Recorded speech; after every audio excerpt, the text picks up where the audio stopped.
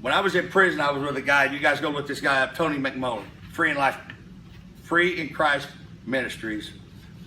Everybody, when they go to prison, the first thing they do is run to the chapel. Oh, God save me! I'm ready to be turned loose. I don't go to the chapel. Most guys in chapel, child molesters, and everybody that's running from their crime. I just didn't believe in it.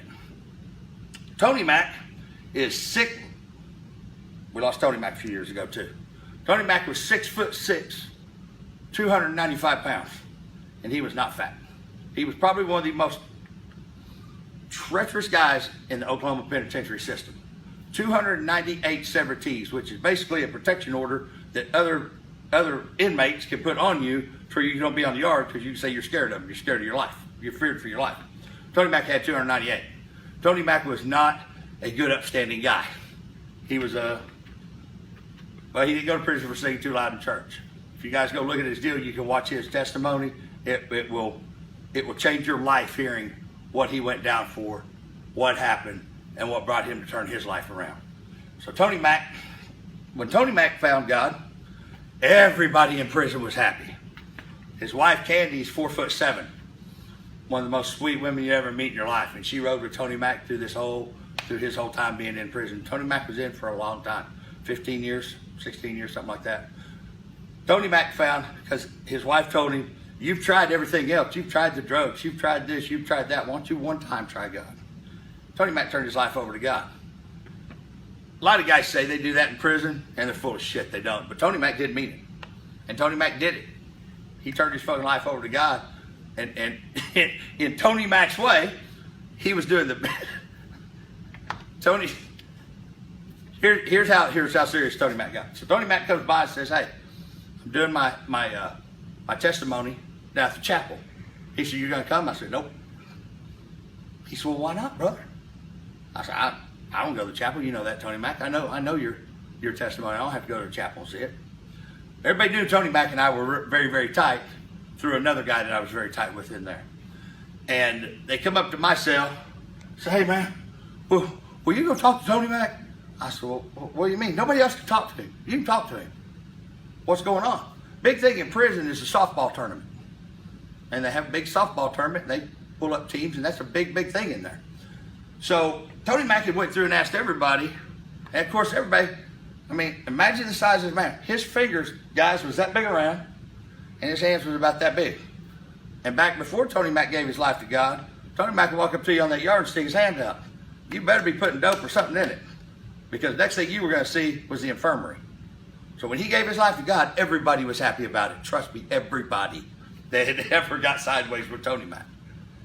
I only knew the Tony Mack after he gave himself over to God, and he was a great, great friend and a great guy. But I go down. They said, Tony Mack came out and took all the bats.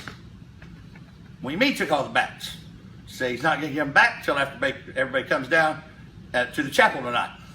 So I go find Tony Mack, and he's sitting in front of the gym. Tony Mack, what are you doing, dude? He goes, what do you mean? I said, you went and took all the bats in the middle of the tournament? He said, them dogs, they told me they'd be there, and twice they've lied to me, and they didn't show up. You're the only one that told me you weren't going to be there and wasn't there. Everybody else told me. I said, Tony Mack, because they're scared of you, dude. He goes, they shouldn't have lied. And I'm not giving their bats back until they come to the chapel. And I said, Tony Mack, listen. I said, you're wearing that wristband right there. What would Jesus do? That don't say what would Tony Mack do. It says what would Jesus do. I said, listen, brother, I for one, I'm proud of the walk you're doing with your walk with God. But it ain't your right. You're not him. You don't have the right to go take those ball bats and force somebody to come hear your testimony. Well, James, they shouldn't have lied to me. I said, hey, they're doing the best they can for who they are. We're doing the best we can for who we are. That don't make it right. You can't force your walk on somebody else, Tony Mack. So you really think I ought to give the bats back? I said, absolutely, Tony Mack. I said, just tell them next time, don't lie to me. Be straight up to me. Tell me you're not coming if you're not going to come. So Tony Mack gave the ball bats back, and bam, there we go. The ball tournament's back on. Nobody lied to Tony Mack about whether they were going to be there at the chapel that night ever again, because nobody wanted to see it. 5 years before that, he wouldn't have just took the bats. He probably would have took the bats to the guys that lied to him. But Tony Mack changed my life because when I had tough times in there, and the hardest part of being in prison, it's not hard on the guys in prison, it's hard on your family. Your family takes the worst of all of this is on your family. And watching my wife and my 2 kids walk back out that visiting room door, it killed me every week. Every week. We're standing in line, and of course you gotta be strip search going in, you gotta be strip search going out, which makes you feel like less of a man anyway, to have to get naked, spread your butt cheeks, and cough in front of 5 other officers. But that's part of having that's part about screwing up and going to prison. That's what you get. And Tony Mack comes to me one time, we're standing in line, and he goes, "Hey, brother." And I said, "Tony, leave me alone." He goes, What's the matter?" I said, "Dude, I don't want to talk." Because when I left that visiting room, I watched my family walk outside that visiting room knowing I couldn't go with them. So I would go to my house, that's what we call ourselves, and I would read that whole rest of the day. And then Monday I got up and I went to work. So about the time I got over watching them walk out, it was visiting time again. And I lived that all over again. But Tony Mack came up and talked to me, and he said, "Brother," he said, "you and I have never had a cross word. What did I do?" And I explained it to him, and he said, "Man, you got to get past that." I said, "Tony Mack, I'm doing 35 years, brother. I ain't never going to get past that. Because one day they're not going to walk through that door. They're going to move on with their life. That's why I'm here. That's why I'm doing this drug program. That's why I'm doing everything I can to get back out of here so I can get back with them so one day I can walk out that door." And he said, "Brother, anytime you need something, come talk to me." So Tony Mack influenced me while I was in there. And when he got out, he did what no other person, or only 2 other people that I know of, has truly done. He got out and he stayed with his walk with God. And he started Free in Christ Ministries. And he asked me one time, he said, "James," he said, "brother, will you go back in?" He said, "You're the most successful guy that's gotten out of the system." He said, "Can you come in and talk to these guys?" And I said, "Tony Mack, I'm scared to go in there, dude." I said, I'm scared if I walk back in there, I'll never walk back out. And I was scared to death of it. And he said, "I got you, brother." And the warden actually turned it down, but Tony turned me down coming in there the first time. The second time he okayed it. I had a job I was doing, so I didn't get to make it. The long and short of it was, Tony Mack, I wanted to go in there because Tony Mack wanted me to go in there. I still to this day, guys, drive by. I won't drive anywhere near any of the prisons I was ever at. If I see a prison, I turn my head, because they say if you ever look back, you'll be back. So I avoid even looking at penitentiaries because I know what's going on in there, and there's nothing good coming of it. I'm one of the few people that a lot of good came of it. But